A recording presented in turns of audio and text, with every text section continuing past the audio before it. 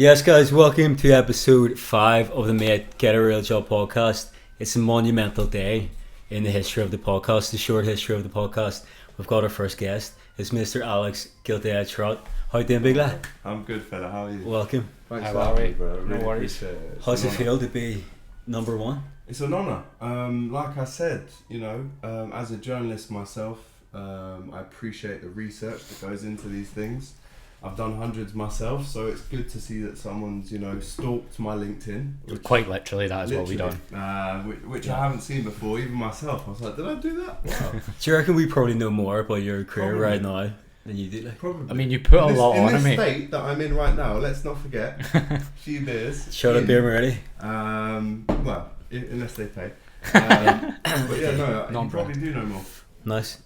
Yeah, no, we were looking at your, obviously, like you said, looking at your LinkedIn, and like, you're our first guest, and I think we've just thrown ourselves in the deep end here. Like, you are a professional at interviewing, presenting, being on camera.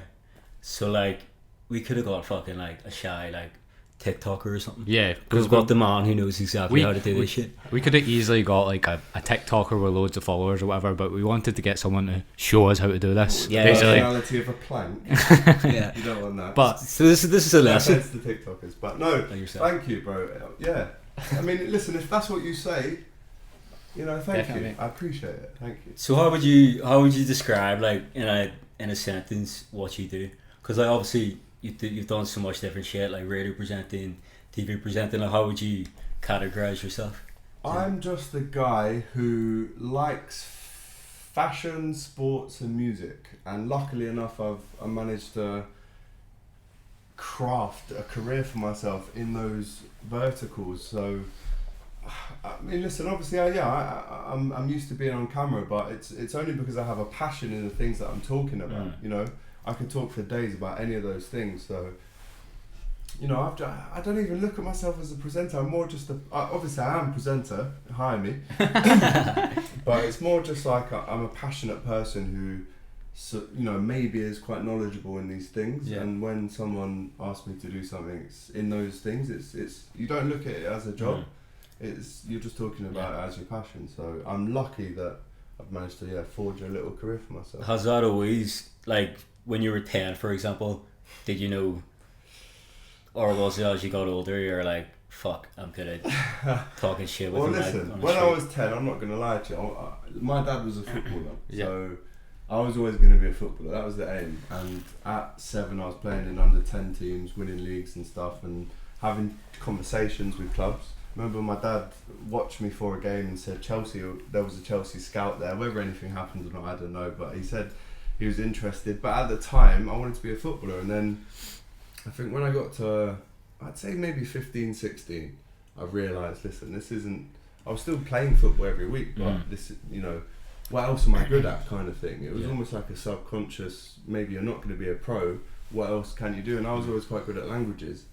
So I thought, if I can't be a footballer, the next best thing surely is to be there writing or speaking or presenting about a game from the sidelines. So I always had that in my head, and then I guess since then it's taken a weird kind of up and down, left and right, but I guess I'm sitting where I am today doing what I wanted to do. yeah, fair. Like we're the same in Glasgow. I don't know if it's like wherever you What grew city?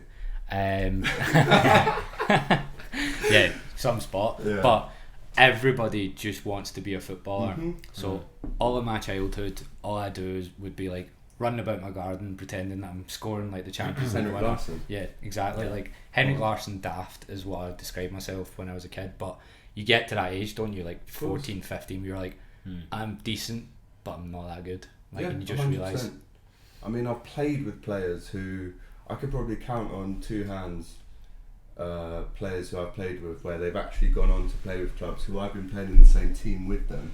I'm like, this kid is unreal. Like he's going to go on. And there have been a few. Like I played against Jack Wilshere for my school team probably about 15 years ago, and I think we lost 4-2, and he was unreal. Yeah. What age were you? 12. 12. Wait, And he was already 12. sick.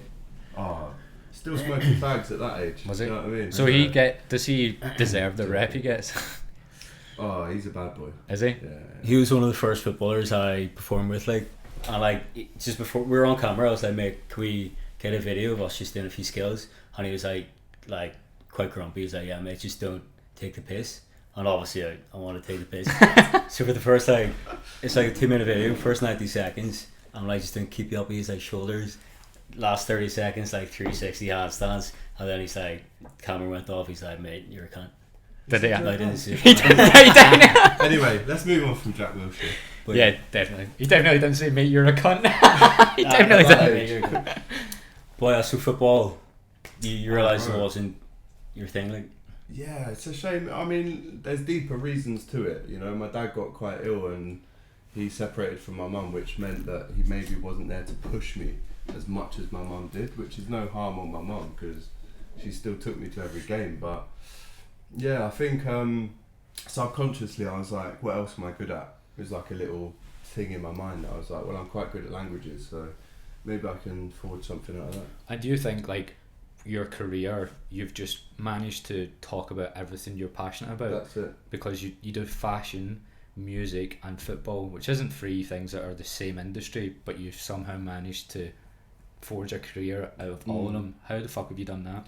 Beautifully, all three of them are intertwined anyway. Football, music and fashion, they're just, they go hand in hand from way back. But if you look at our generation, maybe the 90s, for example, what Oasis came out on stage with, what they were wearing, they came out of Main Road, which was a Man City stadium, their most iconic gig in '96, and all three of them are just like that. And I think when you got a passion for one, the other one just grows, and you kind of, I mean, again, luckily I've managed to maybe talk to the right people, do the right work experience, and it's forged me into this thing where I am lucky enough where I have a little finger in each pie, which has always been the dream, to be honest. Yeah, definitely. But you think it, like you say, luckily, that's quite an interesting thing, because like I've mentioned it loads of times. I'm like, oh, luckily I met this person. But do you think it is luck, or do you think like It's not really luck. you know what I mean? But we say it's 50% luck, luck. but like, You have to be in the right place at the right I don't time. think it's any luck. I think you know No. exactly what You you're make doing. your own because there's luck. probably been loads of times you've been unlucky and you've nearly connected with a guy who could have taken you there, but 100%, bro. you'll never actually know happened. about it. Like, 100% that's happened, and we'll touch on it later, but I reckon the reason I'm here today doing what I do, if you take it way back, is partly because I hustled my way into an event and spoke to the guy on stage. Yeah, Got a job with him. Let's touch on that then. Let's just go straight into that. Yeah. Like, what were you doing before you got your first gig? So, for example, I used to do a freestyle and I'd done a show for free, completely for free. Jamie used to busk on the streets. What did you do? Cool, And you're laughing because I you've love done that, something daft. Like Oh, we've done desperate and things. anything just to at the get you start. like through the door. Like, Yeah.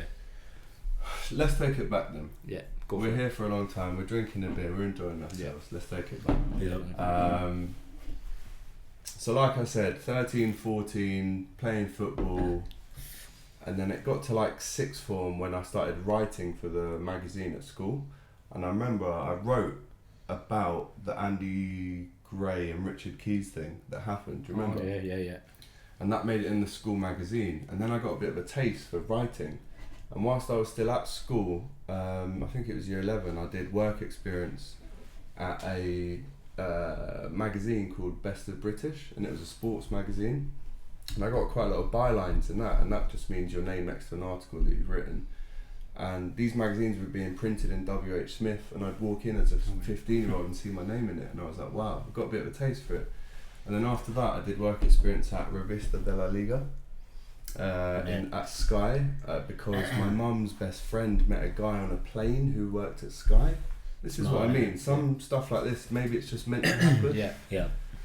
That was my favourite show growing up. I was on that show, I think it was 2011, and I met Fenners, I met all the Sky lot, and then they took me into this room, and it looked like it was a tapas bar, and it was Gazika Mendieta, Graham Hunter, and I can't remember the guy. It was a Scottish guy. He did Scottish. My brother. Oh, was he bald? No, that's God's Graham brother. Hunt. Who? No, I don't know. Anyway, Keelan and Balogun. obviously Guillaume Balaguer was there, and yeah. I met him, and I was a big Liverpool fan at the time. I'd seen him write books about Liverpool, so I was starstruck. And then that was 16, and then 17, 18 I did some work at the independent newspaper.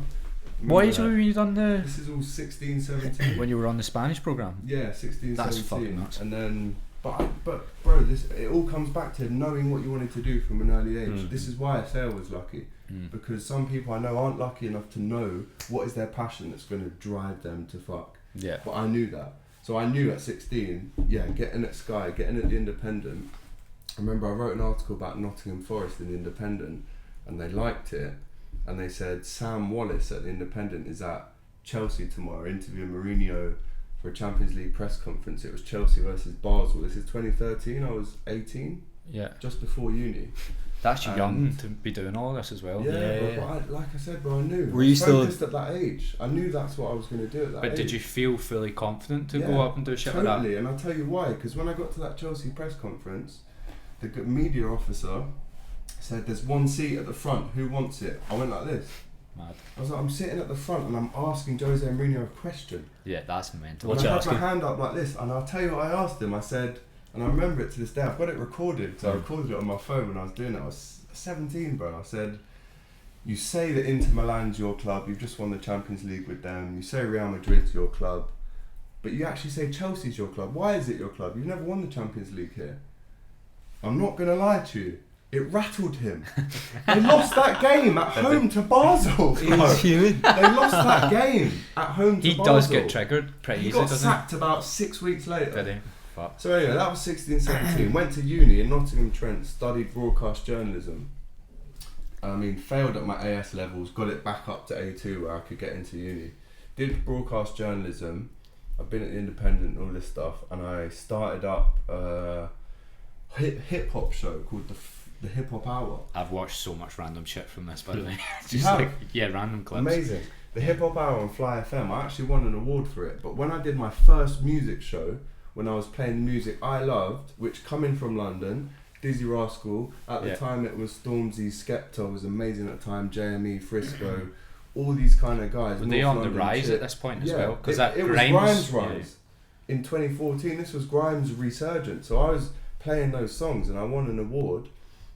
And at the time I was really into my music. I interviewed and I set up a separate thing called Soundbox UK, which was like a Nottingham based rap channel where we had rappers come to the studio.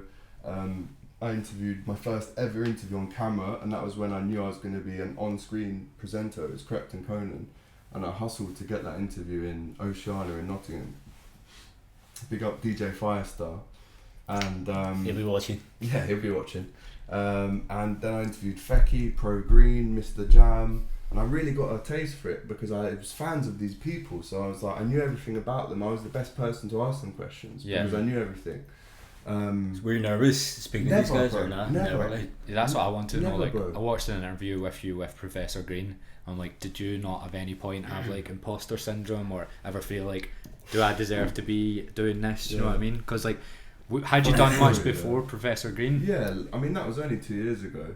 I think. Right, okay. So I've been doing it for years, but mentally in my head, because I'd met him a couple odd occasions and I'd listened to his music, bro, I'm not gonna lie to you, in 2012 I looked like Pro Green. So I was out here telling girls I was his cousin. I'm not gonna lie to you. It worked. I'm not gonna lie. But because I've been listening to him for so long, when I had that interview, mentally I was way prepared for it. Yeah. I knew exactly what I was gonna ask him. I knew to not have any nerves because I've seen him on stage. I'm a fan of his, but also I'm a person that could string a few questions together, so never nerves thing. And then when I went to uni to answer your original question, came out of there, did work experience at the BBC, and then went to Westside FM, had another hip hop show, and then that kind of was the period where I did a lot of jobs, bro. That I'm not proud of, because I'll always stand by everything I've done, but I did a lot of rubbish jobs, bro. Yeah. And then there was a period where I got the job where I was telling you about, where I got into this event and spoke to the guy. That was the moment where I kind of catapulted into a different arena where I could use my skills. And that's just from one person that you met?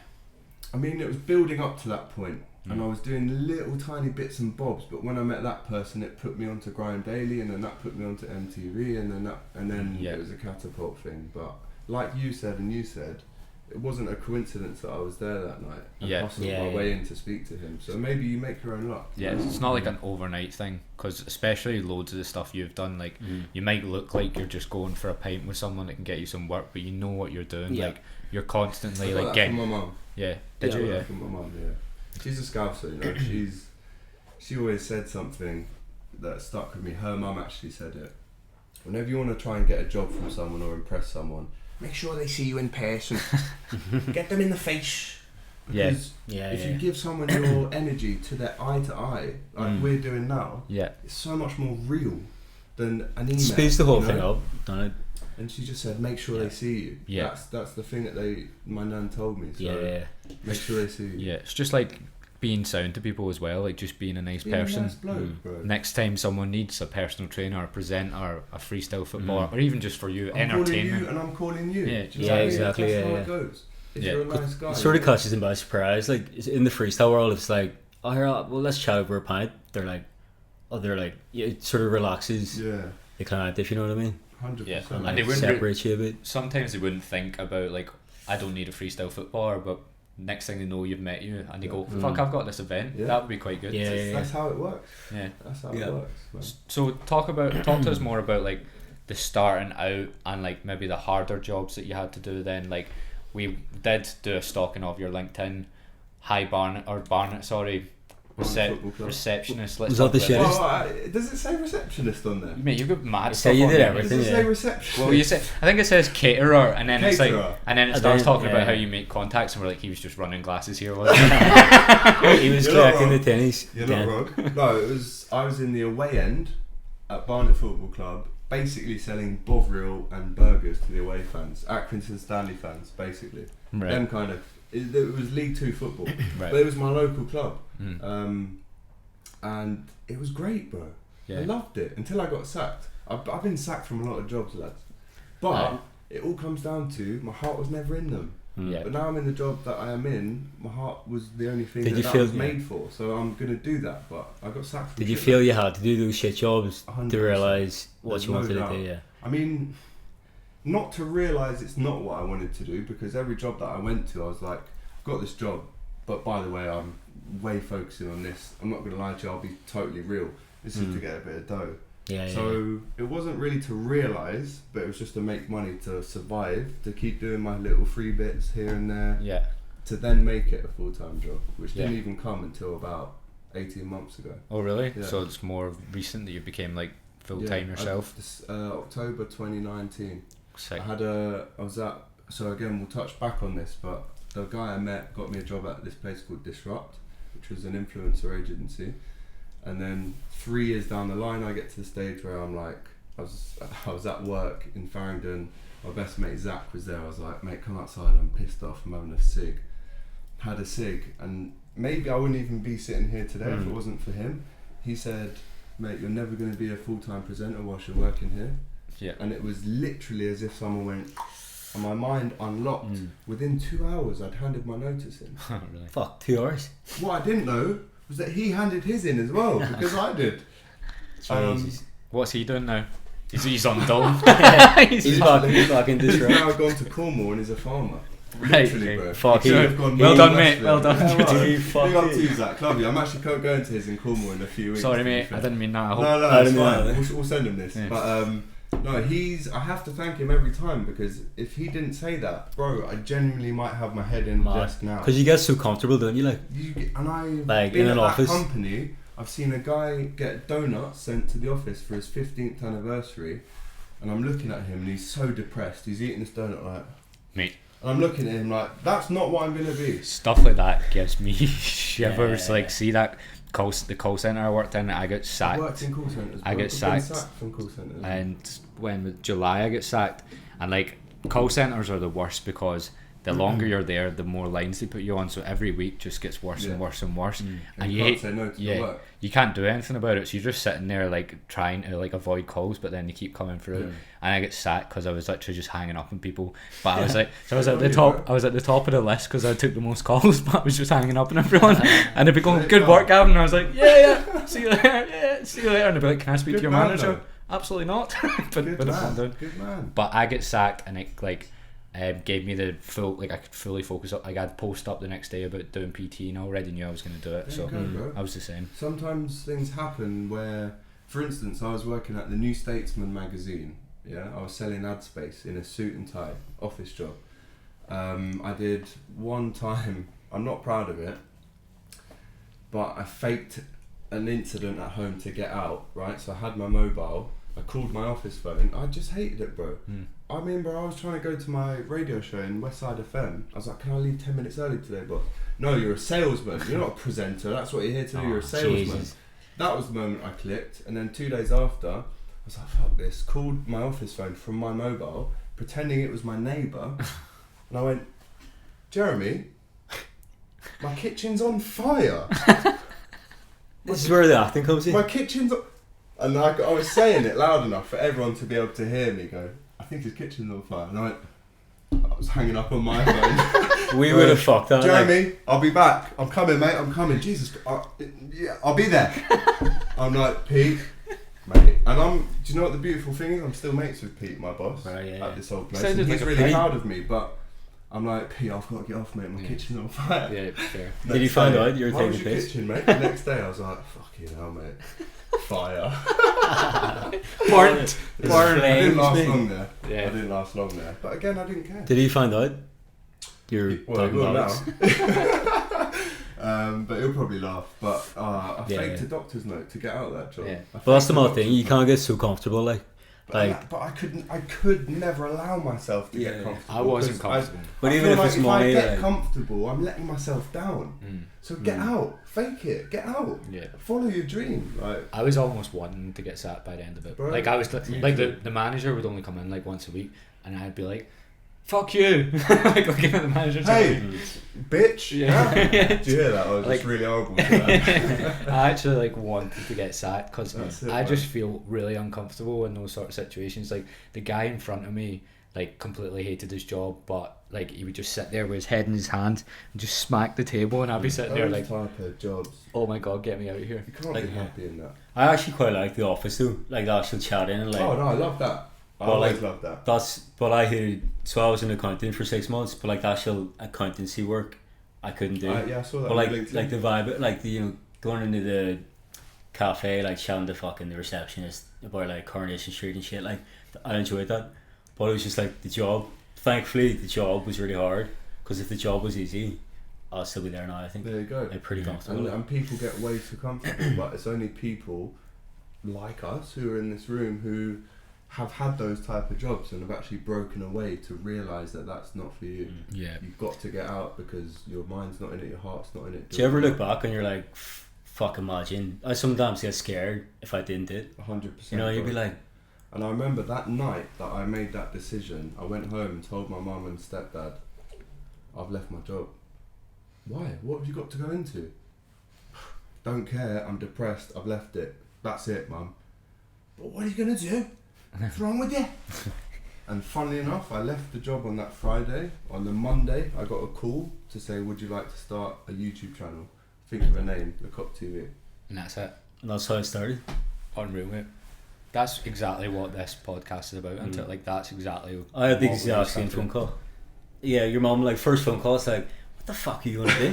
Like, no, literally, like, what the fuck? Mine was 4 Don't hours worry long. about it, mum, I've got it. Something will come up. 4 hours long. She's like, what the fuck are you gonna do? Oh no, the first phone call was her just screaming at me, like, nah, you're not. For 10 minutes, The next one was like, okay, what you gonna do? And then after like 2 weeks, they're sort of fully behind you, like, Oh, you bro. see that first. They just thing. need to see that you're actually serious about doing something, I think, and then they'll be fine. But at the start, they're like, he's going to be a tramp. Yeah. But with my mum, she's seen me do 3 jobs for 5 years. And now I'm like, I've done enough, done the office life, I'm going to give this a shot. Yeah. The shit that I've been doing for 5 years, I'm going to give this a shot. At least give Exactly. it a fucking go. Yeah, At so- least try it. Um, If you try it for 3 years and you don't get anywhere, then you gave it a go. You can go back to the fucking office job, can't you? Do you know what, even though you say that, after 3 years I think I'd still go.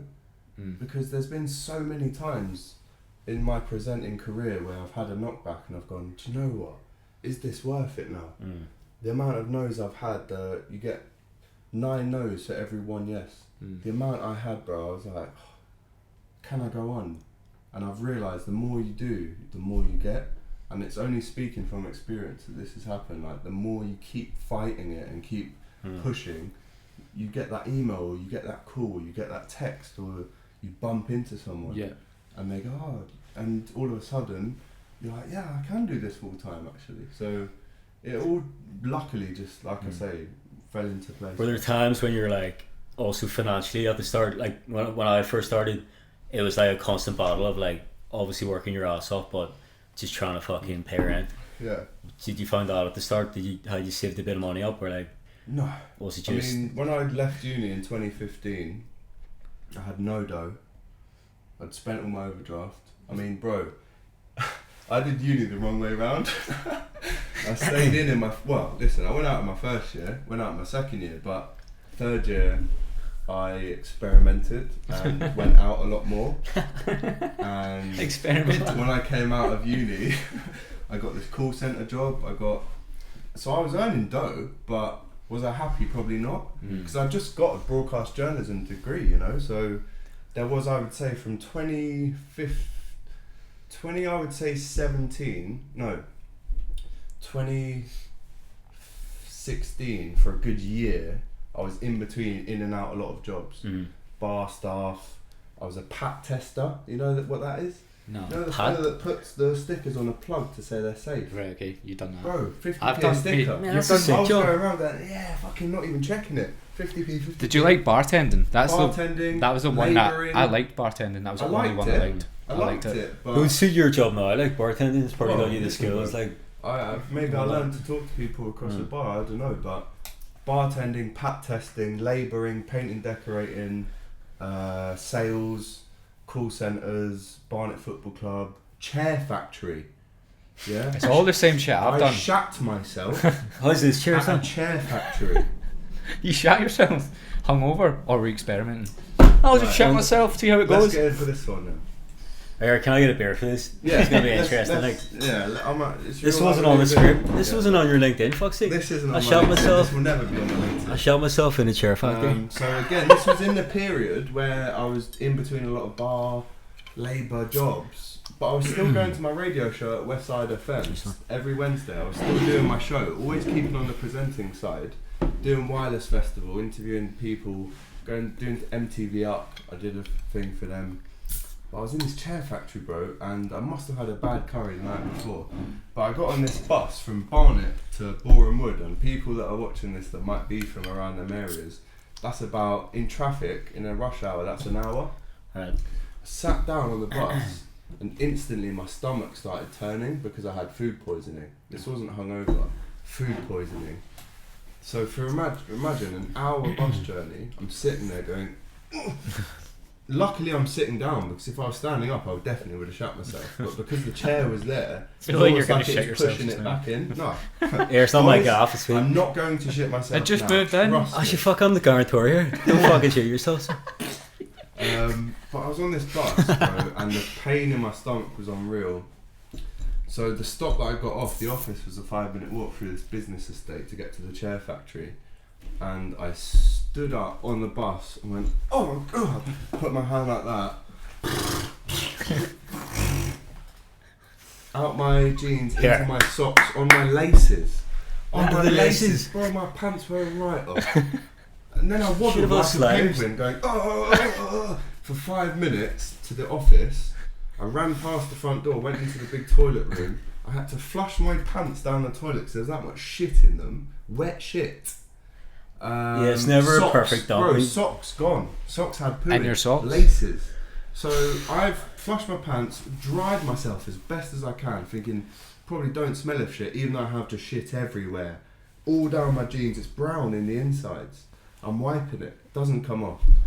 And half an hour I was in there, I get back and they're like, are you alright, mate? I'm like, oh, to be honest, I've just shat myself. Like, I've got food poisoning. They're like, do you want to go home? I was like, to be honest, I need to be near a toilet, so I don't mind working, and I need the money. Because if I don't come in, like, you're not going to pay me. And Just that. don't make the shit, And mate. he's like, oh, fucking hell, go and hand these flyers out across the park. So I'm calling my dad, oh, I just shit myself at work. Pissing himself. I get back to work, the boss goes, Alex, can I have a word? He goes, mate, are these your pants? My fucking pants got flushed up into his U-bend Nah. in his ensuite in his office. He's gone for a shit himself. Nah. Flushed the chain and my Calvins have come up. And I've gone, oh my god, yeah, they are. Bear in mind, I still smell of shit because I'm wearing just jeans with no pants now, smelling of poo. Still the jeans you shat yourself in? The ones I shat in, yeah, exactly. I just feel like you could have went about this a bit differently. Bro, I feel sick. needed the money, bro. I had to stay at work. What, so you could present? to fucking buy food. Would they not have let you off? Factory. I needed the money. Fair. It's 50 quid a day. And I was like, I need the money. Anyway, I went home that day and then went to Brixton after a shower and a clean and watched G-Eazy that night. So it was alright, but that was the time that I shat At least myself. you're brutally honest. Mate, You know what I mean? once you shit yourself on a bus and people are throwing tissues at you to clean yourself because there's poo coming out of your jeans, there's nothing in life that can faze me now. Yeah, I don't think you can get embarrassed after that. How much more can you be Yeah, man, embarrassed? that's like fucking Think brutal about mindset it, shit. like on a bus, tissues thrown at the Imagine, head. imagine on the Are tube. you mad? Oh, bro, thank fuck it was on a bus. There was windows you could open. I feel, listen, it's And I you feel like kept- this is a counselling session for you now. maybe it is. You're meant to be I teaching think us, so I'm probably like, mate, you're alright. is. Anyway, ask me another question. Tell me about your childhood. I shat myself. Fair fuck. So you kept your job then after that? Mm, Did you get a nickname like? so I left there to join this place that started it all off at Disrupt. So I was working there, and then a friend was like, "Oh, I've got an invite to an NME event. It was in Shoreditch somewhere." And he said, "You're gonna have to say." I don't know how he got the ticket, but he's like, "You're gonna have to say your name is Farron Mackenzie." Now Farron Mackenzie, who's my brother, is the head of Radio 1 Extra. But he was like, "Say you're him." He's a tall black guy. And I was like, "All right, I'll say I'm him." Go in, speak to a guy called Phil Kemish, who was on the panel that night, and he owned this agency called Disrupt, which was like an influencer agency. And on the slide, it had him working with Gets and Pro Green and campaigns, and I was like, "That's a way in to what I want to do, which would be a presenter in that scene," because I love these guys as artists, as people. And I remember I went up to him after the event and said, "You know that scene in Wolf of Wall Street where he goes, 'You show me a check for $65,000, I quit my job, I come work for you right now.'" It wasn't that, but I was a bit like, I work at a chair factory, I've just shit myself. I love how you're telling everyone you're proud of it. I shot myself at work. I didn't say that. I was like, These jeans are clean. yeah, I Take me think, on. I'm sorry. Same jeans. But I was like, "Let me come work for you." And I hassled and hassled and hassled. He invited me to Soho House for dinner. So wait, Said- I want to talk about that actually. So you hassled them, so it wasn't like, Oh, here it's you go, phone come calls, in, bro. you were... I was like, "When am I working for you? I'm still at this chair factory." Yeah. And he was like, "Come for dinner." And then I kind of like give him the spiel and said how much I wanted to be in the game and that, because it was music really that he was in. Really, that was what. And I'd just come off my radio show at Westside, so I was like, I want to get into that. And yeah, I was like, he was like, "Cool, come in for 3 days a week." And then slowly that 3 days turned into 5 days, a full salary, pay rise, 3 years plus. So Fair fucks. It just shows because most people, like, when they see an opportunity, like you said, you like hustle. They don't like go in depth and they'll be like, "Oh fuck it, that's coming," or something. You know what I mean? 10 people. But like at that event. thing could be the rest of your career. He like probably you said, met like. 10 people at that event, and they all said the same thing. Yeah, but you... because I was the one that was. I mean, in between all this, I was doing a little work experience at SBTV with Jamal Edwards and things like that. So, and I'd done uni. I'd interviewed a few people, so I was confident in approaching him that I knew enough about his game to say, "Let me work for you." And eventually, you know, I think it was one day turned into 3 days, and then it was 5 days. So it just goes to show, like, if you see someone, if you're not happy in a situation, and you see someone who could potentially be the gatekeeper to a happier world for you in a place where you can be passionate and get paid for the thing you like, go and talk to that person. Yeah. See, throughout all of this process, you obviously have the dream of presenting, always going into like either music or football. Did you ever believe that it's never going to happen? No. You always believed? And I still don't know. And I've achieved a bit now that I can look back on and be really proud of, but I still realise I may be a tenth of what I'm going to achieve. And that's not in a cocky way, that's not in an arrogant way, but you're the same, bro, and you're the same. Like, unless you believe in it, it's never going to happen. Yeah. So when you're asking me, like, did I always know it was going to happen? You can ask my friends, they'll tell you, like, he did. Yeah. Like, I Also, always yeah, cause you know yourself, you're fucking talented at what you do. Like for me, it was like, I know I'm good enough to do like the biggest shows. You're probably like, I'm confident enough to interview like the biggest celebs. It's like once you know you have what it takes, then it's like nothing can actually stop you. If you know what I mean. Nothing will stop you if you believe in it, and you know you have to know your stuff though. Yeah. And especially in the presenting game,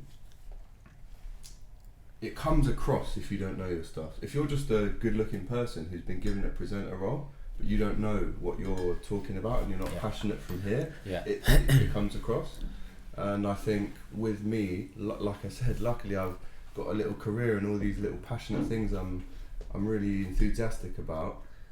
It's because I'm a fan of them way before I'm someone who's trying to make money off of them. Yeah. Like, and I think that's the thing that stands out when people interview you. But like you said, bro, when I was 19, I'm like, I'm getting a show on One Extra and I'm going to present Soccer AM. Oh yeah.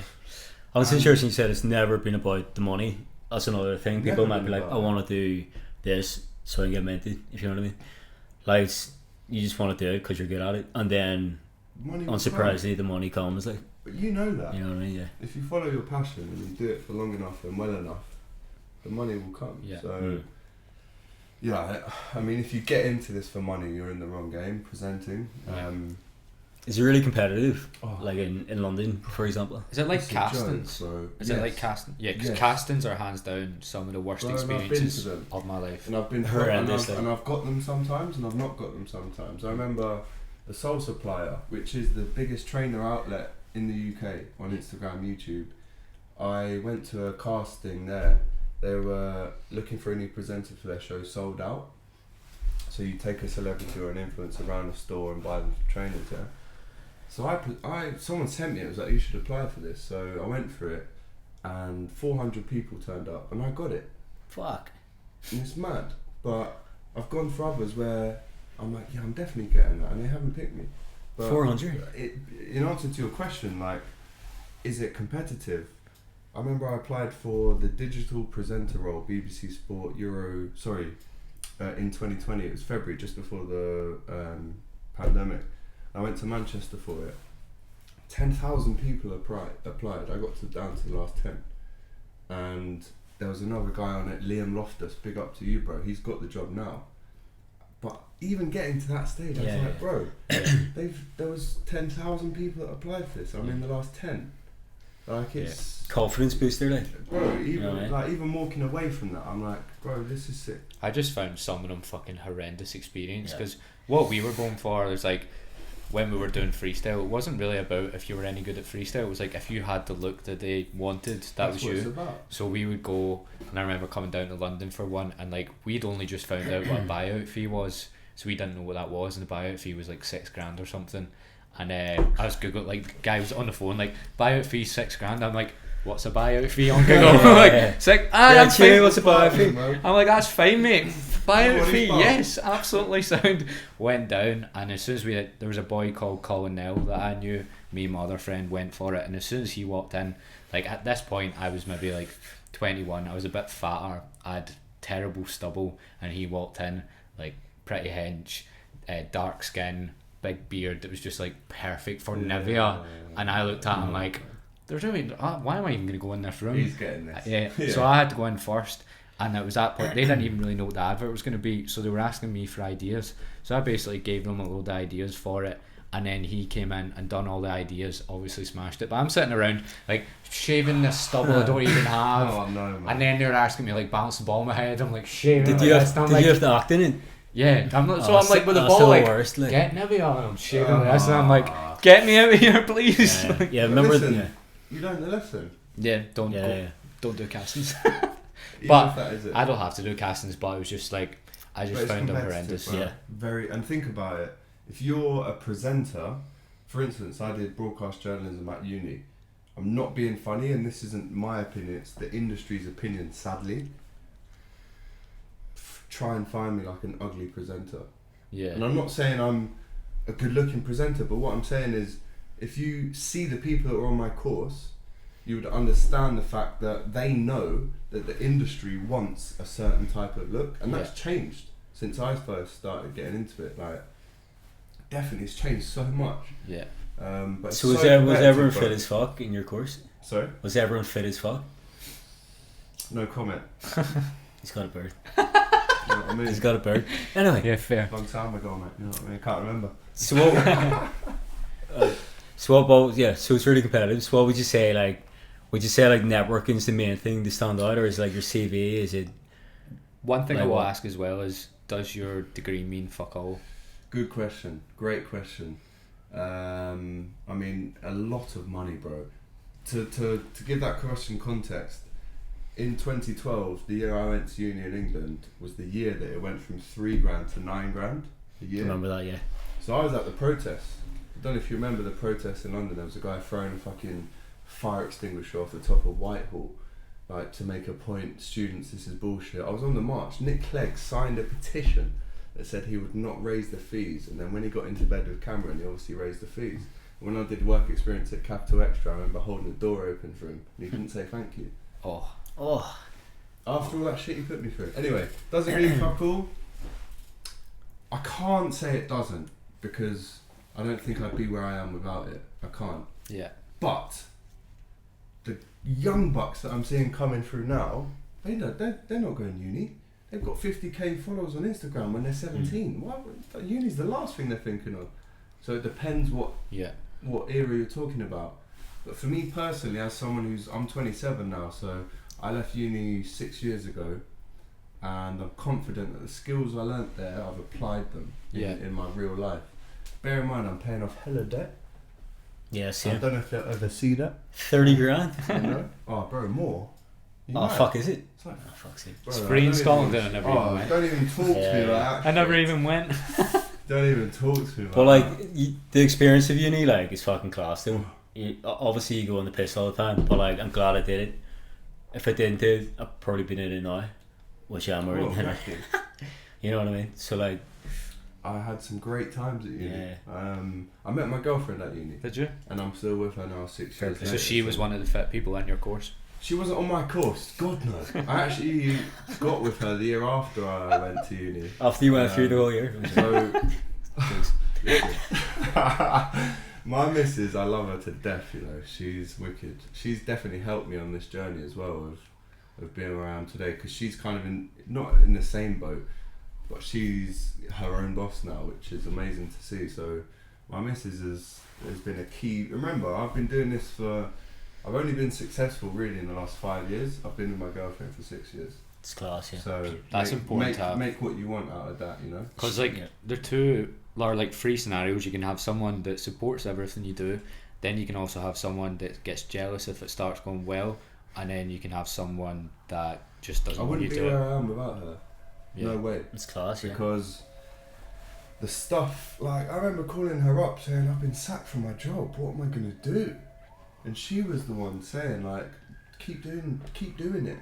And bro, I was borrowing money off her, and listen, vice versa when things were tough, you know what I mean? But yeah, without her, there's no way I'd be here where I am today. But that's not me sitting here saying, oh, look at where I am. I'm like I said, I'm 10% in of where I want to be. But she, like I said, it's not a coincidence that I've been with her this whole time. Yeah. You know? And like, has there been times where, because we'll openly talk about it as well, where we've been literally skint, like completely on our arse? Does that scare you? Like, yeah.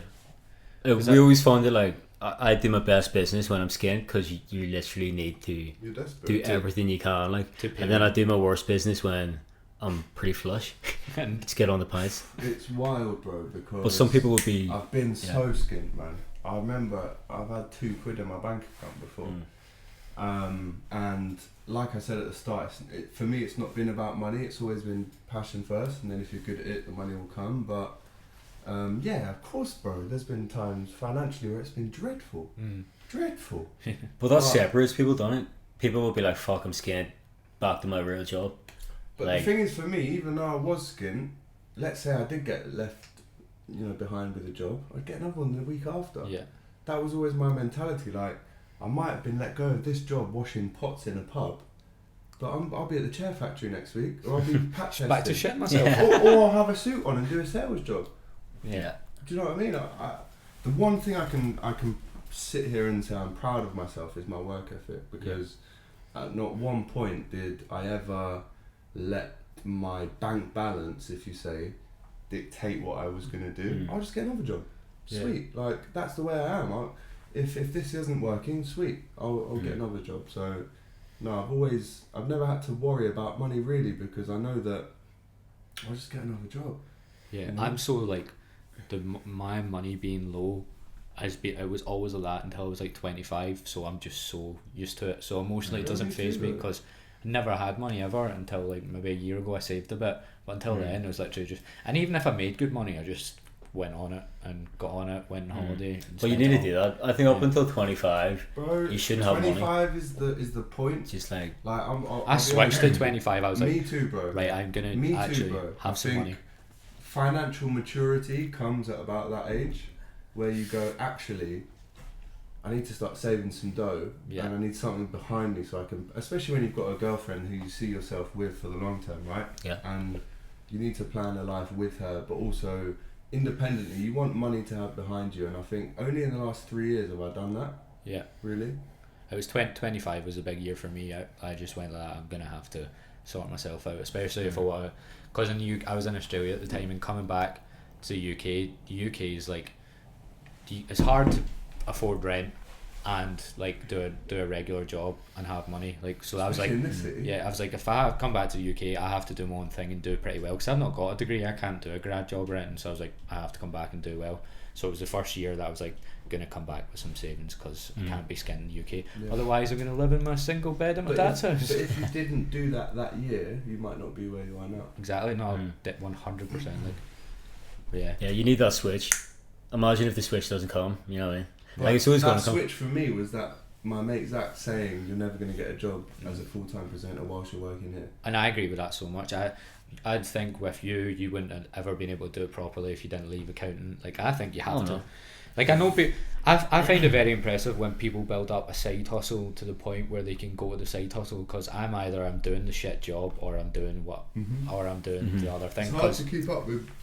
how can you mentally, if you're doing 40 hours a week in a job you don't like, then coming to do a side hustle after being drained from something you're not that interested Passion, in? though. I'm like, oh, that's hard. It is that passion that's going to get you out of that job still burning.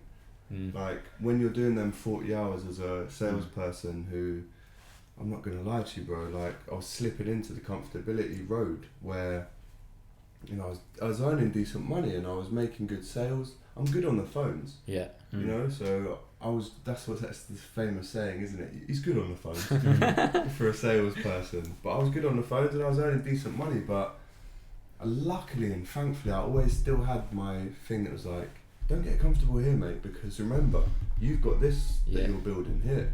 And yeah, if that goes though, you will be comfortable, but if you still got that burning, the balance shifts and you put in. Well, I know this is going back a bit, but I need to do it before I forget. How did you get sacked from Barnet? Great question. So I specifically remember Barnet were playing Swindon. Big match. Is that a derby? No, it's not quite. Swindon, by the way, is the worst town I've ever Yeah, been in the UK. Really, I've never been. Oh, mate. Is it a city? No, Swindon Town. Can't be a city. It's Awful. a town. No, it's not. It's a Must be town, but no like, cathedrals. I've got 5 cities that I really can't, or towns. Like, Swindon's up there, Newry in Northern Ireland. Newry. Awful. Good for Big Macs. Awful, but Swindon, yeah. So Or I can Dorn. imagine that just being So a bad day. I'll set the scene. It was like 2011 or 17. Paolo Di Canio is managing Swindon, and Swindon that season, bro, were on a rampage. They were pushing for promotion to get in the championship, If you which ever- is a massive deal. Do you know for who them. C. Ferry is? The guy that does open goal. I've watched His stories I've about seen Di them all. Canio. Seen them all. Under the cosh. Yeah. Seen them all. The them stories about the Canio, so I can Di imagine. Canio, unbelievable. And I probably saw Cy Ferry play that night. Yeah. This was like a Tuesday night. Bear in mind, Swindon on the rise, Barnet going down. selling burgers, selling bovril. Little Fanta, mate, yeah, sweet. Pie, let me just, 60 degrees. LinkedIn making connections. Exactly. And the game had finished, the fans were all over the gaff. Di Canio was fucking waving scarves, getting in with the fans, going mad. He was about to get them up. So the shift is finished, take the burgers out to the bin. So I've got 60 burgers, hot steaming burgers in a bin bag, going to the fucking bin. Fucking Paolo Di Canio's walked past. No, he didn't. And I've gone, and I only had like a little, I don't know what phone I had at the time, probably an iPhone, one of the first ones. And I've got this bin bag full of burgers in my left hand, and Paolo Di Canio's walking here. And I go, oh, Paolo, can I get a quick picture? And obviously he's like, yeah, go on. I've done this like that, taken a selfie, still holding the bin bag full of steaming poultry. I've taken a selfie. In the back of the picture, you can see my boss going like this, bro. I'll get the picture up. She was please Polish do. woman Yeah, called Dorota. thumbnail. I would actually put that That's up on the screen. thumbnail. Right? I'll Yeah, get you we'll a get selfie it. of Paolo Di Canio for Yeah. the thumbnail. You can see her in the back going, and I've taken the picture and gone, oh, fuck. Cheers, Paolo. Turn around with this fucking bag full of burgers. And she's gone, no, Alex. No. You can't talk to the manager of the opposing team. Fired on the spot. I was like, playing it cool. I always try and speak myself out of the situation. Oh, can you not? I was just taking the burgers. No, can't do that. No, you're sacked. I was like, Oh, next week I was working at Next, bro. Oh really? So this is Straight the again. This is your Fuck thing. it, bro. Fuck it. Yeah, Next. I'm at Next. moral I'm of the at story. Next. Moral of the You know story. Just get fired, what I mean? and the Yeah. next If you're best thing watching comes. now, if you ever get told, can we have a chat just before lunchtime? You know you're getting sacked. When I was at the New Statesman, I think lunch was at 12:30, 12:24. Alex, can we have a chat? I might as well have just packed my desk up there and then. Pete, don't worry about it. I'll just fuck off now, mate. There was no shaking. Mine were such shitbags. I knew it was coming. Like that, I could see You them can all. feel it. You I feel could it see them all inside. staring at me, Yeah. and I was like, I was looking at them like, go on, sack me. Like Sack I me. actually, Go on. there's this woman called Jess, and like every time I went in the morning, she would have like a full packet of crisps, like family bag at 8 in the morning, and then like a can of Red Bull, and I sat next to her. Jesus. I'd just be like, you are so and she wouldn't do anything as well. disgusting, I was like, Jess. you're just so vile, and she would like give me stick all day. And like she could easily sack me, but they got the agency to shag me. I knew you fucked her like. But What's your girlfriend called now, Jess? fuck, that actually gives me shivers. But like she could easily sack me, but they got the agency to do it, and I just wanted to go in one day and just go, you shite bag, do you know what I mean? But you six bag. but you know it's coming, don't you? Like I got the phone on the train, and I was just like, I'm going on the pints then. Fuck it, fuck Yeah, man. this. It's how you Yeah. bounce back. It's not what happens to you. It's how you react to it, Yeah. right? I was happy, I was genuinely happy. when I was buzzing, When yeah. I was 16, I worked at Next and New Look at the same time. I went to a house party on New Year's Eve. Got a call from New Look. You were supposed to be in 4 hours ago. Oh, was I? Yeah, you don't come back. Sweet, I've got Next. Sweet, don't worry about it. Yeah, So they're almost that's like- always- But that's always been my Yeah. mentality. Not until I've got into this game. Now I'm hype. Mm. I'm not getting sacked from Especially anything now. with jobs like that, I think, because like I'm not being funny, but if it's like a bartending job or whatever, you can get another job in that, so don't worry about it. And that goes for anyone that does get sacked, like in a job like that you're not that passionate about, you can easily get another one. I'm sorry, but no one checks for references. Like no one's gonna give a fuck if you get sacked. Like I've been sacked 3 times, well 2 or 3 times. Like nobody knows. Like I made up my references for that call centre job. Like completely made them up. But you're relaxed. they don't check. I don't expect anything less, you know what I mean? Yeah. I've done some corporate work. Yeah, I kicked the ball up and down my last job. Literally, that's I just love how you shot yourself in the chair thing and you didn't get sacked. You got sacked everywhere else. Yeah, I'll just shot myself, mate. See you next week, mate. Yeah, I've just shot myself. Don't worry about this. I'll find another job. I'll shit myself in somewhere else. Do you think that's the lowest point you've had? Looking back on it, it was the lowest point I've had, but also it led me to probably the highest point I've had. I might try If it. you really deep it significantly What was the highest point so far? of my career. Yeah. Poor. Bro, there's a few moments that have happened where I'm like, this is a moment, you know? Yeah. This is a moment where I'm like, shit. The highest one, Bro. For me though, I get satisfaction of like creating an idea in my head, putting it on a laptop, selling it to a brand, and then seeing millions of people watch it. Like Posting In that I did with Grime Daily. Yeah. So when I joined Disrupt, as I've told you about, a lady called Lauren came in, and she was the head under Posty of Grime Daily, and she used to work at Disrupt, so she used to keep an eye on who they'd hire.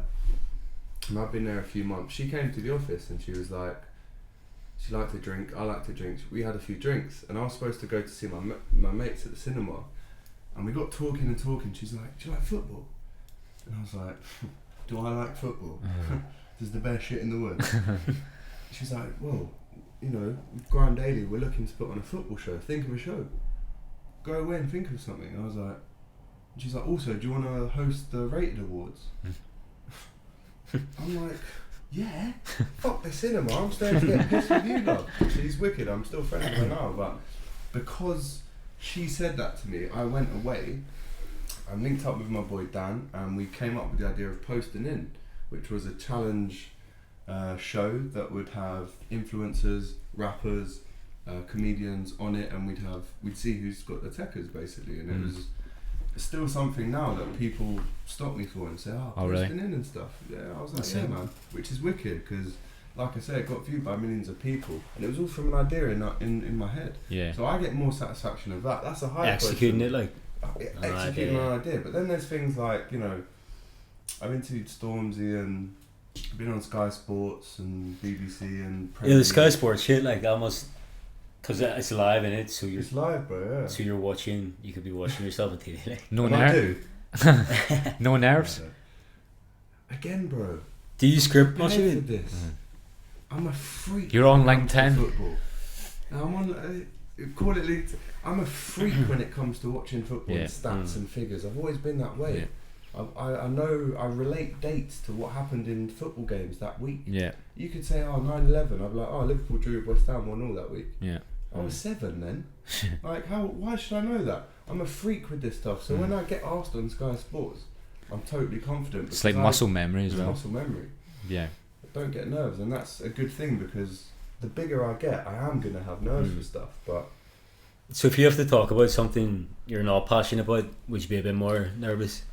yes, and I don't Well, no. really like to put myself in situations where I have to talk about stuff that I'm not passionate about. But if I don't know stuff, then I'm blagging it. Really. Yeah.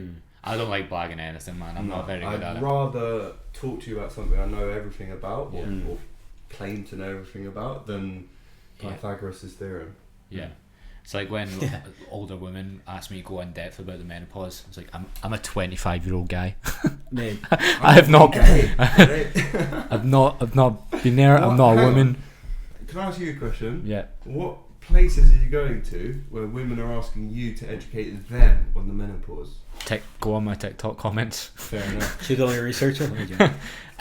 Every day, like every single day, I get asked about, because I talk about the menstrual cycle a lot and how it affects diet and training, because it does. Okay. So then they start at, but the Okay. menopause is a completely different ball game. Okay, now it makes sense. Yeah. Before I was just like, why? But now Yeah, I get it. to related to Diet. diet. I get But as much as I could do, as much research, Mm. I'm never gonna go through the menopause. Like, well, you never it. You know, don't but know hopefully it not. until you experience it. Yeah. Right. Like my bird's got 2 pugs, right? Sometimes I have to take them out for a walk. See when everyone talks to me about pugs, don't have a fucking clue. Like shit myself. No, Yeah, no. you haven't got a camera on you. Huh? You haven't got a camera Yeah. on you, so it's fine. Well, thank fuck. What do you mean, you like know how what I to mean? look after them, 'Cause or like what they're my, about? my bird What do you loves. feed them? She loves Fucking pugs. So she's like, oh stew. yeah, this is bitches Penelope. Like she's fucking like so into it, and I'm hanging like Hang it. by herself. Said nah, don't want to talk about dogs.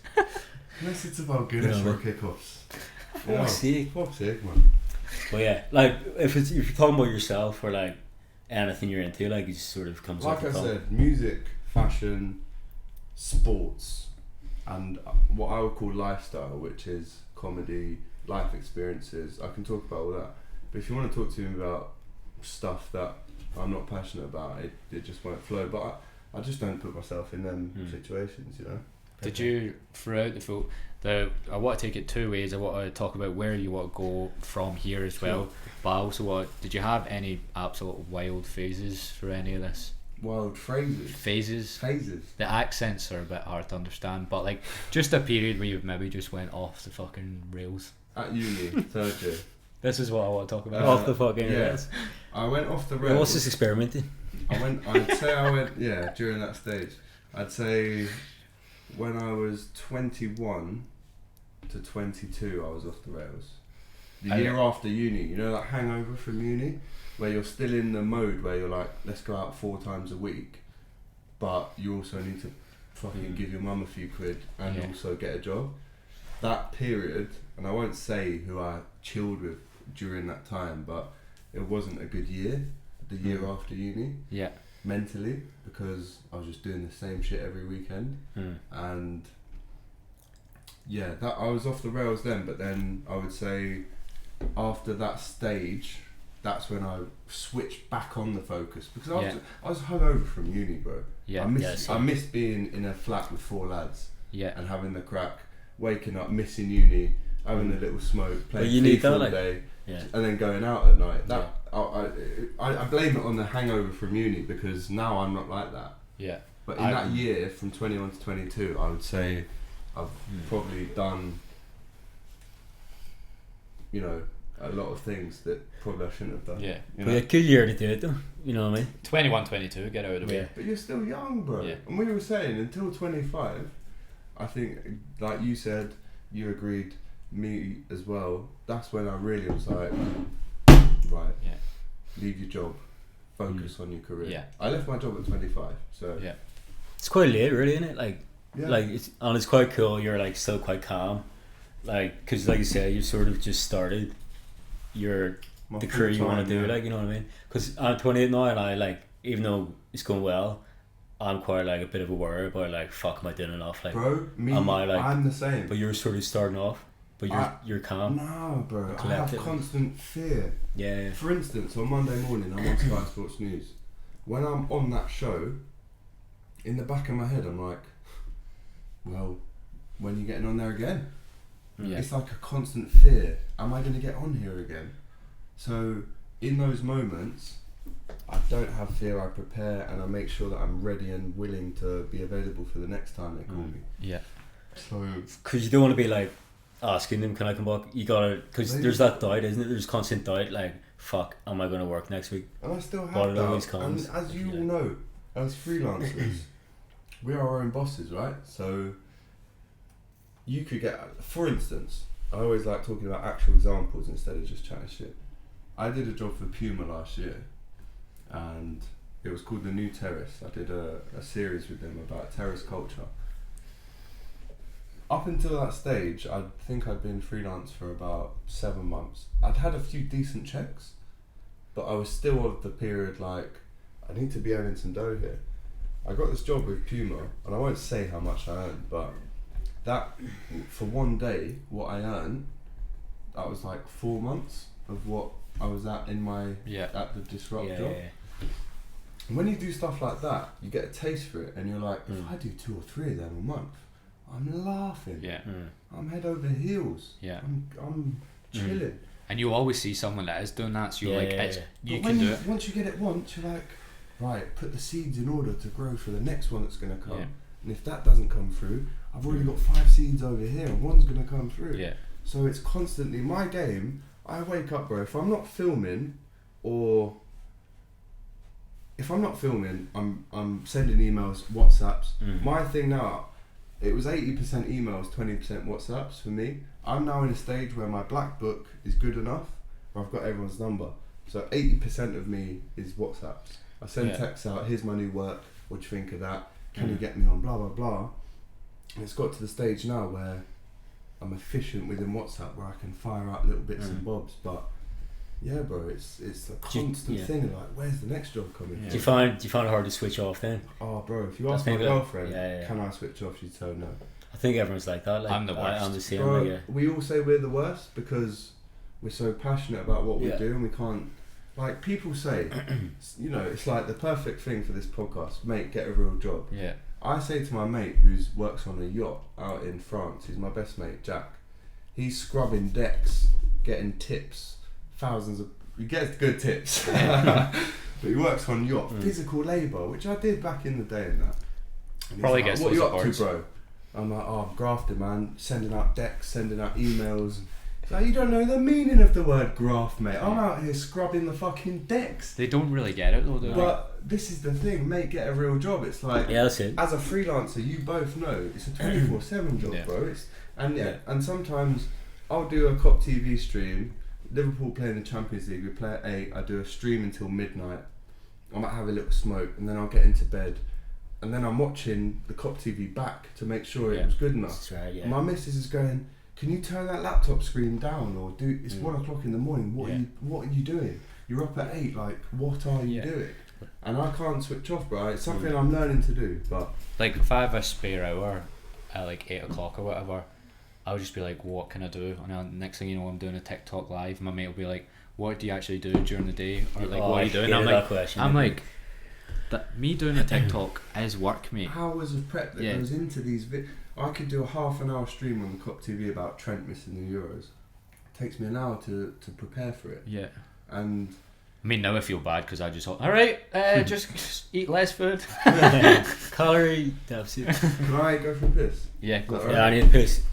Oh, I love Should we it. pause it? No. I won't be long if you just want to keep it going. Will we just keep it going? Yeah, why not? Because I Where's the can't. toilet? At the front door. Yeah. We'll keep. Is he going to get the right door right? No. Alex actually tried to get out my front door and tried the bathroom first, then tried the cupboard, On the cupboard? and then he couldn't get out the front door. Yeah, that was a belter, what he said. He said quite a lot of good Is stuff. this the bit? Because you know when we named it Make It a Real Job, we're like, it is quite good, but first guest, and he's like, mate, it's a cracker. Because he got that all the time, that exact thing. It's the exact theme that we wanted, because he's like, we didn't really know where we were going with like who we were going to get on as guests and who would actually like suit the theme, and he really does, because he's also done the real jobs and the real shit jobs. Shat himself at the real shit jobs. Can't relate to that, but yeah. Where did that come from, by the way? No. Whilst he's away. Checking this chair. Like. Whilst he's away. He's made it to the toilet. I was not expecting him to just go, so I shat myself. Alright, mate, I've just met you. I've let you out of my house. What's happening? But yeah, it's mad the similarities though. You know, because I've only met him once, you haven't met him, and like when he talks about his career, it's like it's the exact same thing. Yeah. You know what I mean? The different stages. Especially, so he's very similar to me in the fact that he just always bounces from shit jobs before he's went for the real thing. But with you, like having contacts, because mine's is just I have to get clients, whereas you have to constantly nibbling be like, away, like you'd be like, hi mate, how are you? Yeah. Get me work, please. Yeah. Oh, great weekend. The weather's sweet. Give me fucking 500 How's your quid. wife? Any events coming up? Hi Julia. So how old's your son now? Is he 14? 13? Oh fuck. Okay, I'll get in touch next year. But yeah, That's mad. But yeah, the not switching off as well. Like that's like I sort of like not switching off, but it is a problem. it's a blessing and a curse, isn't it? Because if you switch off too much, like everything fucking flies off a cliff. Yeah. I'm honestly so bad for it as well. Like, even when I want to go out, like yesterday going to the Grove, I'm like, should I be doing work instead? When we were sitting at the pool, and I'm like, just sit at the pool and shut up. It's quite hard, isn't it? Yeah. Even I went home with my family for a week, and you're like, my nana's there. She's 88. I'm like, did I email that bird? You're like, it's like chill it out for fucking like. You're like, Nana, can you come in and just do headers with me for a second for Instagram? Can you hold this camera? Touching on the rest of it then, where do you see yourself going? And not like the typical, where do you see yourself in 5 years? Just what, you've said you've done 10%. What is the next 90%? Like, what does that look like for you? Because we didn't even go into depth. Like, COP TV, is that the main thing? Is that what you want to do? What's the main goal with that long term? Explain what it is as well. So yeah, the COP TV was birthed from this phone call that I got after I left my job with Robbie from AFTV, as everyone knows, who's the godfather of the whole scene. So I didn't know that was to do with him. I just knew what you were doing because of him. Like, I just knew it was the same sort of thing because I know who he is. So luckily, he was in the conversation and said, you know, we want to start a Liverpool channel, and the mad thing is that my mum used to work on the Cop in the mid-70s, selling burgers and hot dogs really? on the Cop, watching these great Liverpool teams. So when I was sitting there going, what should I call this channel? My mum says the Cop TV. It's like a full circle moment. Yeah. Do you know what I That is mean? full circle, yeah. It's madness, bro. Yeah. And some people who made comments saying, oh, this lad's never been to Liverpool in his life, what does he know? Well, I know a bit, do you know what I mean? And I'm from it. My mum watched the madnesses, so... Do you get stick for that? Yeah. London accent? Yeah. The Cop TV was born out of a conversation with Robbie, and it's got to the stage now where I'm moving to Liverpool to really give this a go. Go for it. Just put the accent on. Well, I've had a few beers, the action comes out, doesn't it? When you've had a few bevies, and obviously I was with Doyle yesterday, very scouse, and a few bevies is what it is. So, there's sounds in it. It's what it is. It is what it is.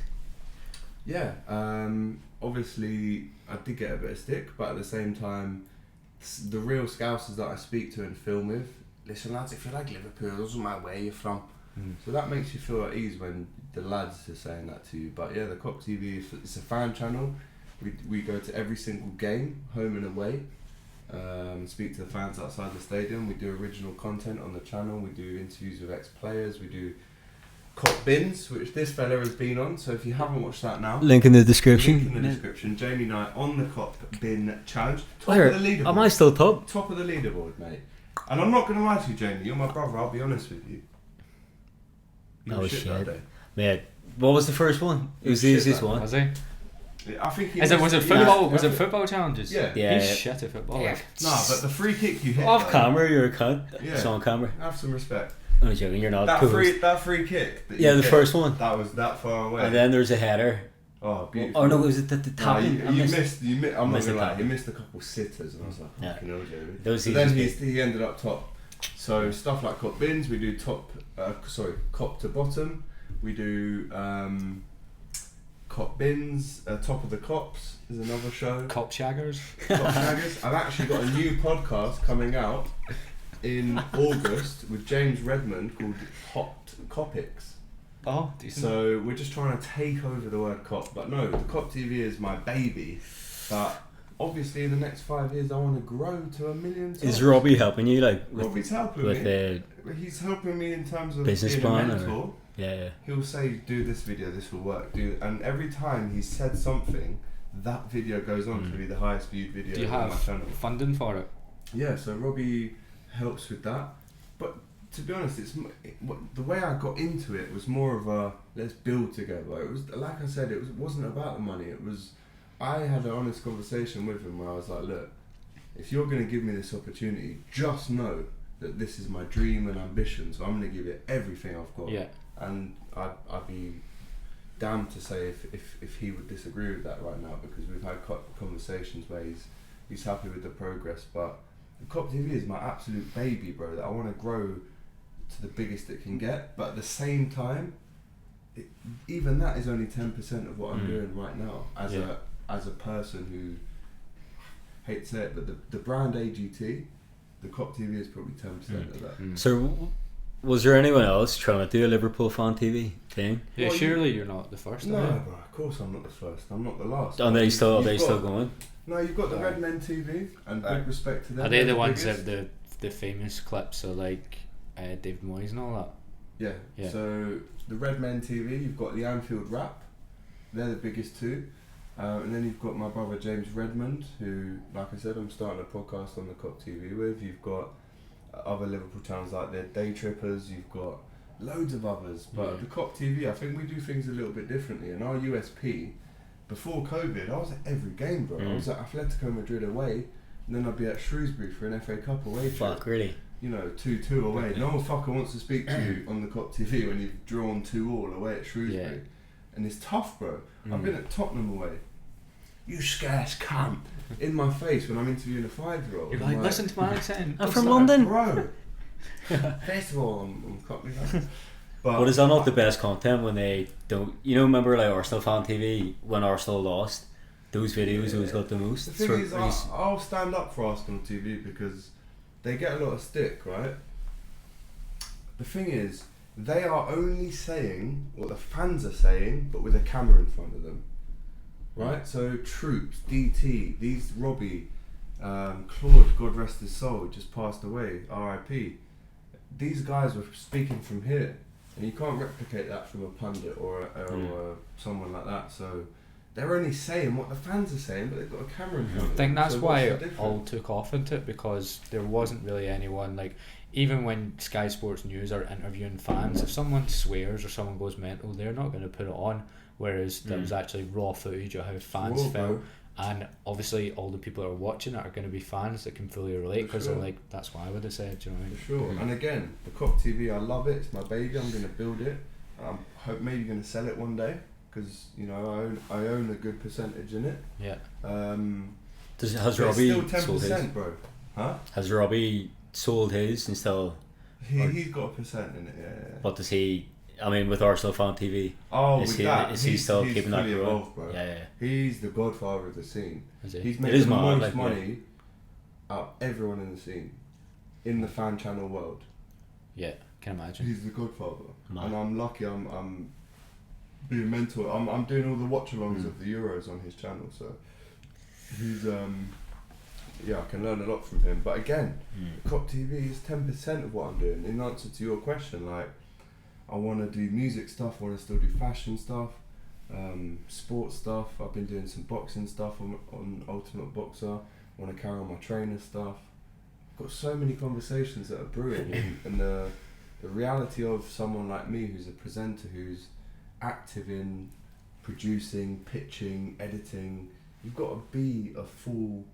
You've got to play all the instruments, but by yourself. So do you actually have to do that? I was going to ask, like, do you think, you know, because you do so much variety, does that pull you back a bit, do you think? Or, like, you know, if you just double down on, like, Yeah, presenting that, for... man. But presenting TV. is my thing. Like, presenting, no matter whether it's any of these things, presenting is the thing I'm doubling down on. There's no doubt about that. But whether Just in it's different- sports, football, yeah. boxing, tennis, trainers, music, I'm lucky enough that I've got enough knowledge in all of these things that I can double down on all of them, because my idols are the people like, you know, Nick Bright or someone who, or DJ Semtex, who's an A&R at a major music label, but he's also a presenter on One Extra. That's what, like, why not? Like, Is that Nick people Wright? used to say to me all the time, why don't you double down on something? It's like, I'll double down on presenting, that's a given, but I'm going to present in all these things. Why not? So suppose you've doubled down on presenting, but you're just spread out with the... Left all the doors open to That's it, presenting. man. Yeah, all my passions I present about. So Sick. Yeah. Yeah. The fact you're naturally talented too. Like, when I go but discuss... that comes from just being a gobshite, bro. I remember in Spanish, like, I speak fluent Spanish. I got an A star in Spanish, and I've lived in Spain for a bit. I've got family in Spain. My dad lives in Spain, so, you know, in my Spanish class, my teacher would be like, you know, you're not the best grammatically, but you can take the piss, basically. Yeah. And I used to watch all these Rafa Benitez, Torres, Xabi Alonso interviews. Yes, it's a very good game, and I think that it's very difficult to play with Steve Gerrard, but it's very easy the way he can play and share the pitch, and I'm just replicating that in Spanish, and it's working. So all this comes from just being a people's person, bro. Being yourself as well, isn't it? So Unfortunately, actually, that was one question I had. Do you think you're a different person on camera compared to off it? Just maybe like you dialed do up have a to bit. turn it on a little bit.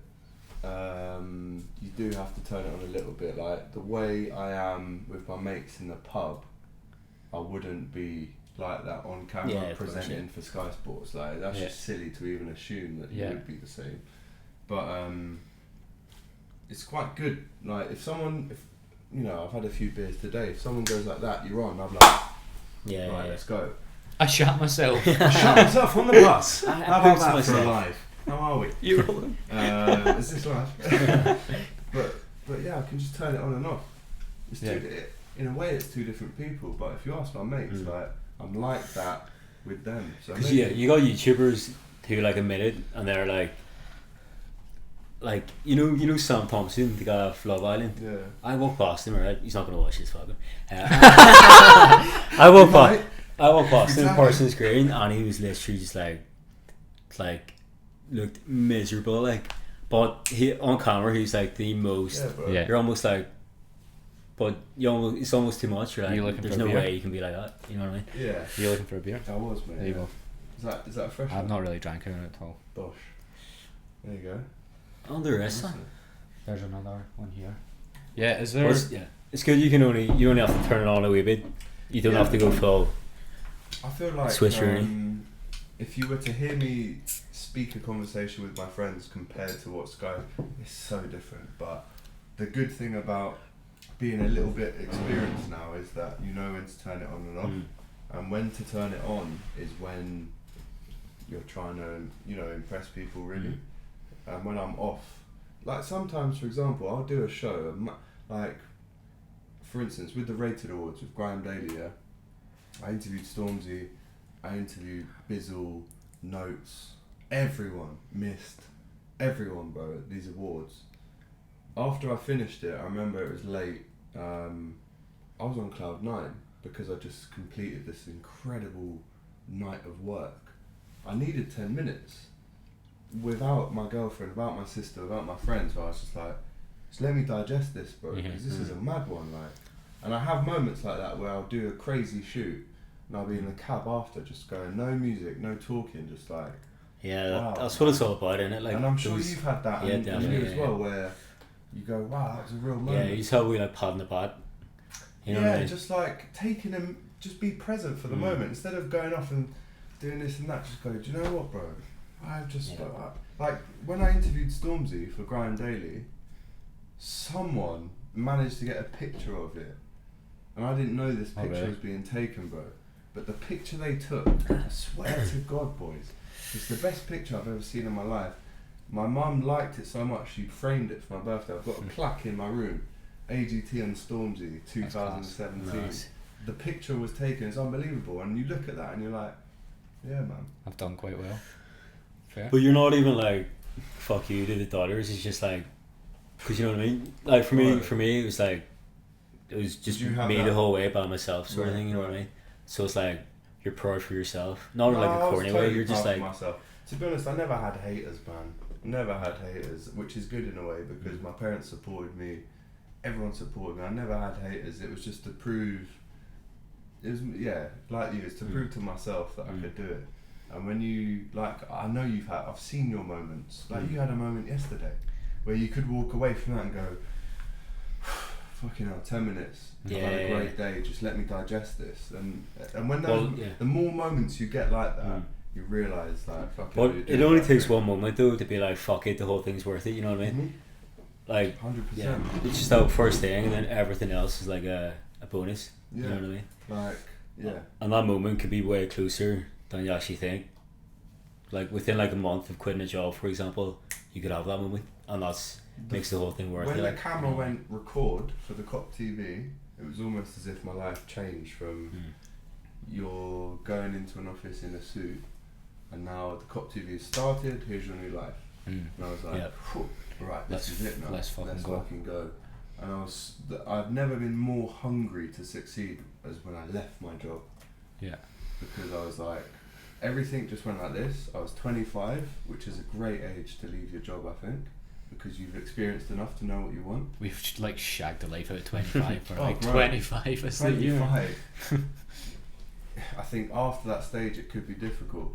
Yeah. If I maybe made the choice to leave my job at 28, and if you have a kid or something, this is the thing. Oh, it's a different ballgame, isn't it? It's a different. It's, all of a sudden, your life isn't you; it's someone else. Which it needs to be if you're having a kid, obviously. But there's no way I'm having that until I'm really ready. Yeah, definitely. You know? I think as well we would like to go through just random bits of advice for people, because we think people that watch this are going to be people that maybe are on the fence about going for a real job, or maybe this is going to completely put them off. Or, he shat himself, fuck that, you know, that sort of thing. Share companies. I've done other things. Yeah. I haven't Josh at myself. Yeah. I'll piss Sky myself. Sports. Remember that. Don't talk about the time. Yeah. But do you have any advice for someone who is on the fence? It's maybe got that like niggling passion, but they're like they might not even despise their job. They're just kind of like, this isn't me. I like doing this. Do you have any advice for someone like that? I think those people know that they're not in a job that they're happy in. They're just waiting for someone like us to be like, you need to leave your job and do your passion. They need that. And that's what I got with my mate Zach when he said, you need to leave here. But for those people, I mean, listen, this advice isn't new. It's been used a million times, but genuinely, if you just build up your side hustle to the point where you're doing your 9 to 5, listen, I didn't have kids, I don't have a house to pay for, I'm not divorced. So when I was 25, I, in my head, counted up the pros and the cons. Have I got anyone that relies on me? Do I have to pay these mad bills? No. Then leave your job. Yeah. But I understand there's people who might have things that not tie them down, but they're more important maybe than their careers and their dreams, where those people, I would say, you still have to go for it, but because you still have to go for it. You still like, have to go for it, but you got to add, weigh up the risks. But I would just say, again, this advice isn't new. Whatever you love, follow it, and eventually that thing will pay. But it's not an easy road at all. And I'm still speaking from a young stage in my career, but at 27, I've had like 7 or 8 years doing this, and it's only until maybe 3 years in that I started to get any money from this. Yeah. So keep thinking about that. Fair play. Would you say like a few people might be watching? They might be in like a friend group. It's going out all the time. Like, so they've got that like thing they want to do. What advice would you have for like, because like moving away from like a lifestyle that might bring you down? Did that ever affect you? Like, yeah, it did. Did that like? How did you get away from that? I used to hang out with a group who I wouldn't do productive things with, very unproductive things, and you kind of get to a stage, because even during that stage you still had your passions that you're trying to follow, but all of a sudden sometimes you look around at your crew that you're rolling with, and you have to look at yourself, and the famous quote is, you are who you run with. Sometimes you do have to look around and go, is this person wanting the most in their life? Is this person really driven in their career? If the answer is no across the board, and you're hanging out with a bunch of leechers who only spew negativity into your life, then you have to really look in the mirror and go, not I need new friends, but shit, I need to actually socialise and rub shoulders with people who've got the same amount of ambition as me. Because I always had that, and I think certain people who I was messing with at the time didn't have that. So have the self-awareness, you have the self-awareness to remove yourself and go, I need to start speaking to people and networking to get into the circles that you want to get in, and eventually it happens. And I think like we can all probably say, obviously it's really scary going for it, but within like a week you're already sort of reaping the like might be mental benefits.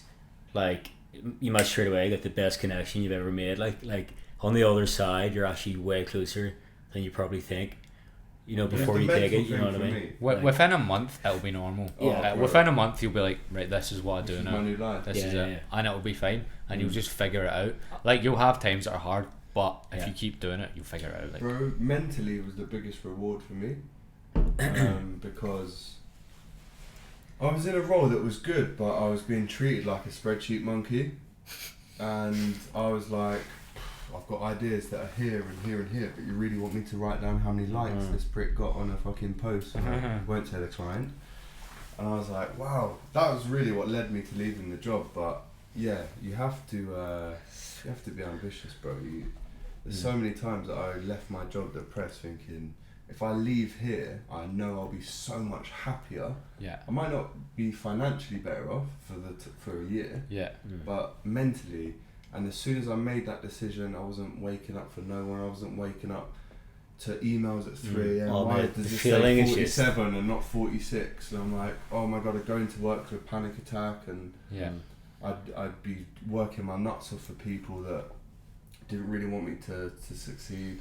And it just got to the point where I was like, I need to actually just look after myself here.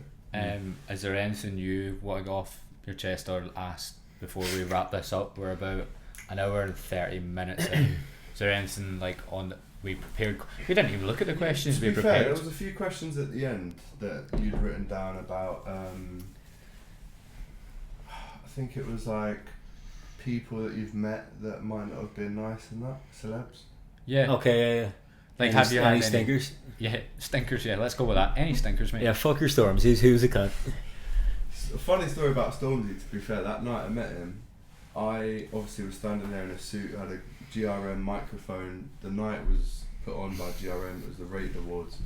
And there was a period, Mo the comedian and Julie Adenuga were presenting, and there was a 10-15 second period where like the crowd didn't know what was going on, everything went dark. Yeah. And because I'm there in the mic, I'm backstage, I'm interviewing all the winners. And Stormzy was about to go on stage, he was in his fucking get up and all that. He's a legend, man. And it all went quiet, but because it was about to be his big moment, he was like, he looked at me and he's seen everyone go quiet, and it was really awkward. And he went, fucking hell, who's in charge here? But he looked straight at me, and I'm there like this with a microphone, GRM on it in a suit, going, Shitting yourself. not me, mate, fuck it, no, I'm not in charge of it, I'm just going to interview you after you've won the award. He didn't even know who was going to win. I knew. I'm about to interview you in a minute, you're about to win the award. Oh, fuck. He stormed off, you know, true to the word, he stormed off, but he won the award and I interviewed him after, and it was sweet. That was funny, but then I've met my hero. It was Liam Gallagher. Is that your hero? Yeah. So What was he like? Because he gets Liam he gets a lot. Like both of them get a lot of mixed reviews, don't they? Like a lot of people say they're cunts. A lot of people say Liam's a legend. A lot of people say Noel's a cunt. Yeah. Like what's the real story? We'll take your word for To it. give you context, you can't take my word for it because the context bit balances it out. So my sister, she's got a boyfriend who's a legend, James, who's in a band called Loner. And Loner, the lead singer of Loner, is a guy called John Clancy, who's Abby Clancy's little brother, who's married to Peter Crouch. Abby Clancy. Yeah. So Sammy, my sister, they're at Crouch Fest, and Crouchy has got Loner in to perform. Great show, by the way. Yeah, mad. So Loner are performing, and my sister's in the green room. Fucking Liam Gallagher walks in with his missus, and there's a bottle of tequila on the side, yeah? So Liam Gallagher goes, what's your fucking name? She's like, Sammy. And he's like, go on then, let's have a fucking shot, Sammy.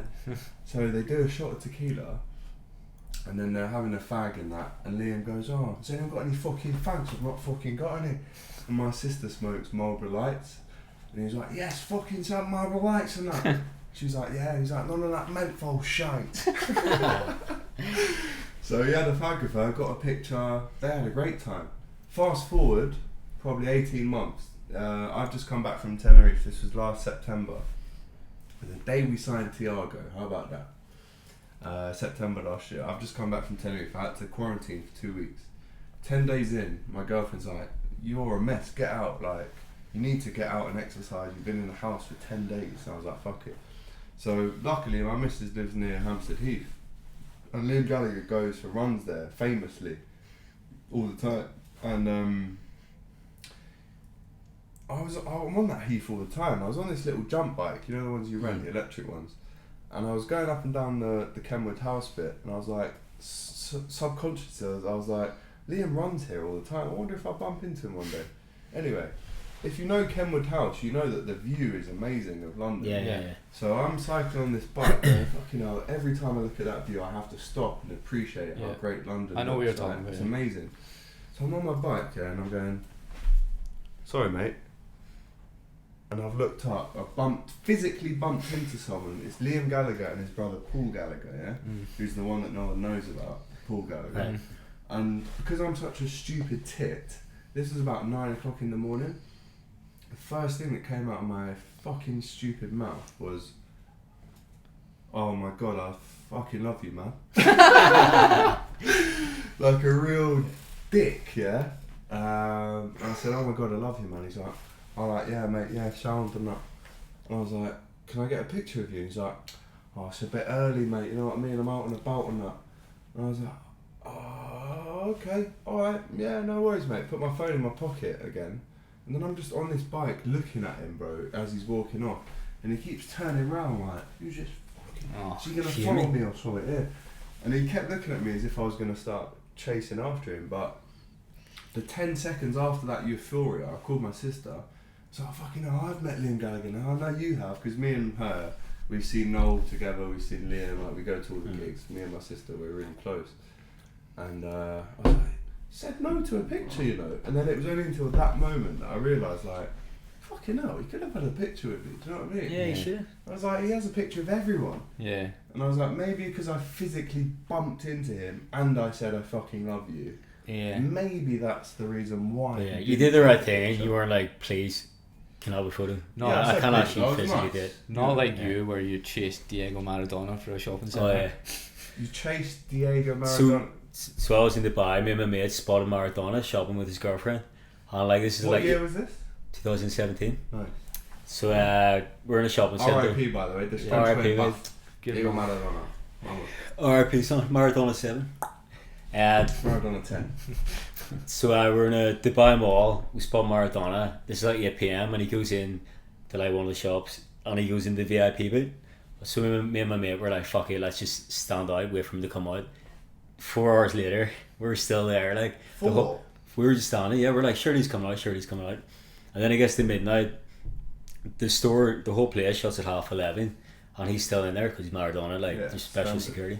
We're literally waiting. Like, where the fuck is this dude? Like, then he finally walks out with his girlfriend, and I'm just like, Maradona, can I have a photo? And like, he's like, no, like that, walking. And then he starts like sort of briskly, like really briskly walking. And I'm like, fuck it, I chased after him. I was doing a story. I was like, yo, man, can I please get a photo? And he's like, no. Push me. I hit the deck. Maradona hit you. And fully shoved me to the ground. Mate, that is a fucking great story. I've got on my phone and shit. Like, and then I've I'm got like, the video of you and Maradona. yeah, I'm like, Maradona just fucking pushed me. Hand of God. The hand of God. To the day he died, I hit him. Then he died. I'm like, fuck, he's actually a big inspiration. Like, yeah, oh, but man, I hit legend. him. Come on, man. I was But yeah, crazy when but I could have again chased after him again. But you know, I mean, like, that would have been a bit bold. Yeah. you know when you meet your heroes, like Example was one of my heroes because when I was 15, 16, first started going out, you know, going to parties, getting with girls. Examples on the speakers like kickstarts, change the way you kiss me. Yeah, no, he's like stay awake. He's a legend as well. He's a legend, bro.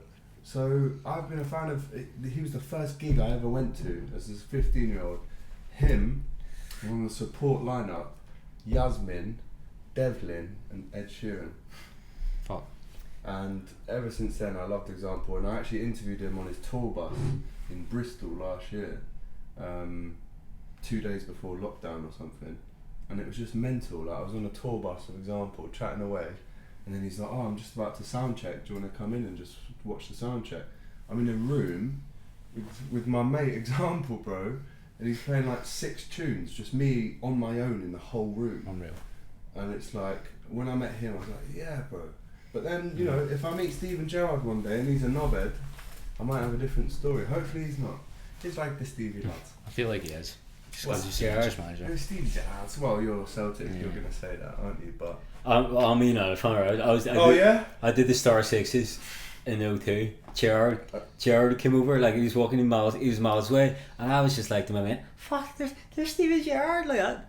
Like I thought it was quite quiet, and he's like, and I was like, fuck off, I don't even like you, mate. Well, Doyle, our mate, he's met Ginny Wijnaldum.